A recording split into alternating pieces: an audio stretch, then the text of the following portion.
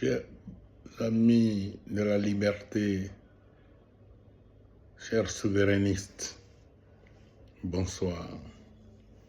Nous apprenons avec grand plaisir aujourd'hui que l'armée malienne a dégagé Kidal des terreaux. Nous rendons gloire à Dieu qui a voulu que cela se fasse. Et dans la même occasion, quelques jours avant, le président de la France, M. Emmanuel Macron, déclare qu'il est africaniste plus que tout et qu'il n'y a plus de raison de ne plus aimer la France. Ce sont des dires. Nous voulons des preuves concrètes. Et l'une des preuves concrètes aujourd'hui, c'est vraiment de dégager le Nord Mali, le Burkina, le nord de la Côte d'Ivoire et le Niger, de tous les terreaux qui rôdent là, afin d'agresser l'AES et d'empêcher les pays africains d'exercer ou d'acquérir leur souveraineté. Si M. Macron franchit ce pas, nous allons commencer à comprendre, à l'accepter, à admettre ce qu'il dit. Mais pour le moment, nous disons que ce n'est que des paroles. Parce que lorsque des gens sont acculés,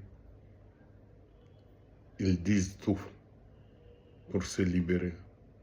Mais l'Europe peut-elle accepter que les pays africains deviennent des pays souverains?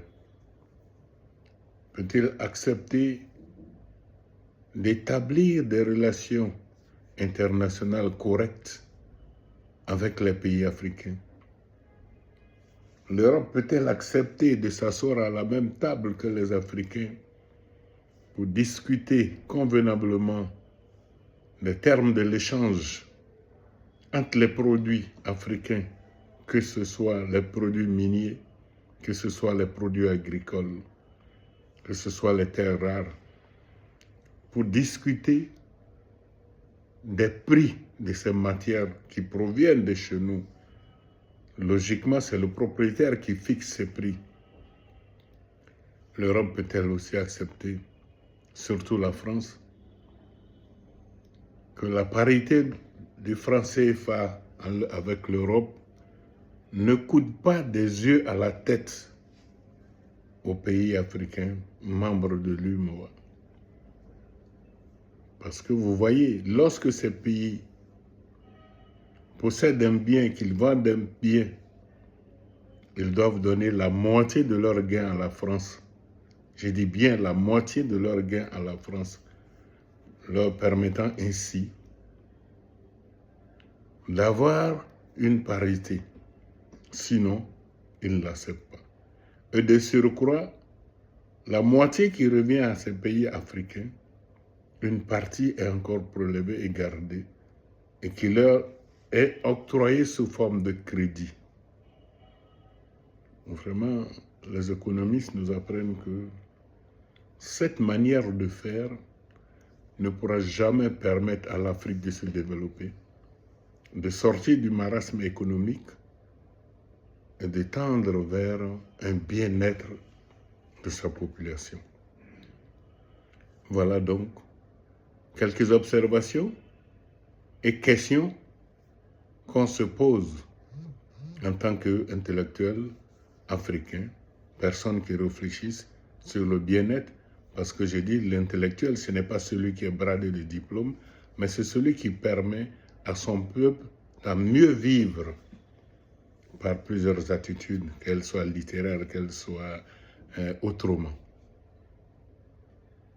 Si l'Europe peut le faire, si M. Macron peut amener les Européens à revoir l'Afrique de cette manière, nous allons commencer, dans les années qui suivent, à croire en lui. s'ils laissent les pays de l'AES choisir librement leurs partenaires économiques, que les Africains choisissent librement leurs partenaires économiques, en ce moment, nous allons dire que les pays sont devenus souverains parce que le président Macron est devenu africaniste. Mais s'ils ne peuvent pas accepter ça, nous n'allons pas croire en tout ce qui se dit. Vous avez vu que le 25 avril, lors de l'agression du Mali par des terreaux, qui était aux commandes sur la désinformation? C'était France 24, RFI, LCI, TV5, qui ont désinformé au point où les âmes sensibles au Mali commençaient à croire. Mais lorsque la capitale Bamako a été dégagée, je vous assure que les Maliens ont commencé à avoir espoir. Les souverainistes africains ont commencé à avoir de l'espoir.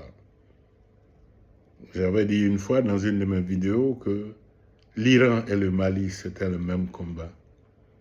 Que de la manière dont les États-Unis avaient fléchi les Chines, courbé les Chines en Iran, mais la France et l'Europe vont fléchir les Chines au Mali, ce qui va permettre à l'AES de dérouler son programme, de réinstaller la démocratie dans ce pays et de fonctionner correctement, permettant ainsi à nos pays de se développer, permettant ainsi à nos populations de mieux vivre. Je vous disais tantôt dans une des vidéos que l'exploitation du Mali avant, ce pays possesseur de ce tort-là, ne bénéficiait que de 50% des contrats, de 10% de ces contrats. Et qu'aujourd'hui, cette équipe qu'on pense être une junte a amené cette valeur-là à 35%. Pourquoi pas bientôt 45% ou 55%. C'est ce qu'on appelle équilibrer les termes de l'échange et permettre à l'Afrique de participer à la définition de ces termes de l'échange. Il faut qu'on nous laisse. La balkanisation qui est arrivée à l'Afrique était un mal très profond. L'Afrique n'a pas eu le droit au partage de l'Afrique entre certains États. Il y a eu Yalta, il y a eu Berlin, où on a partagé le monde, on a partagé surtout l'Afrique. Nous sommes bien heureux d'entendre le président français dire qu'il est africaniste. Nous espérons qu'on n'entendra plus jamais parler de terrorisme au Mali, plus jamais de terrorisme au Burkina, plus jamais de terreau au Niger. Je voudrais dire bravo aux militaires maliens qui ont pris courage, qui se sont battus, qui n'ont jamais abdiqué, qui sont allés au bout de l'effort. Mais il faut toujours faire vigilance parce que tant que le serpent n'est pas mort, il ne faut pas laisser le bâton.